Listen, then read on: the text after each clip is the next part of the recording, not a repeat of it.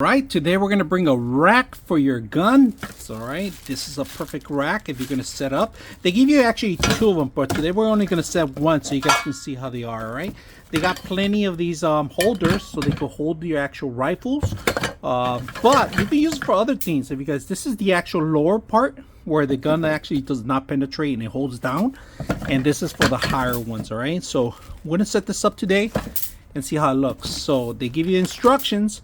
My suggestion when you're gonna set this up, make sure you level it. All right, you don't want it crooked, so just make sure you're aware of that before you start mounting these up. So I'm gonna set them up and see how it looks. So let's go ahead and do that. All right, we got it mounted up. If you guys can see, we're using some airsoft guns so you guys can see, because I don't want to get monetized, so just understand that we're going to use airsoft guns. This rack is set up. You could set up to 4 different racks, but I'm just going to set up 3 so you guys can see how easy it is to mount in here. So lining them up, just make sure you have the right measurements before you do that.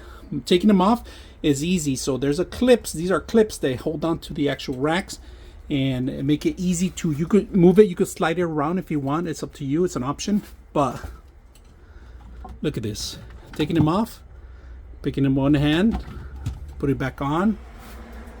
You can see the rack working very well up there,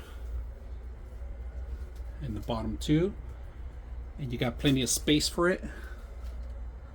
It holds on pretty good on the top. This is the top of it where you're looking at it, right? And this is the bottom.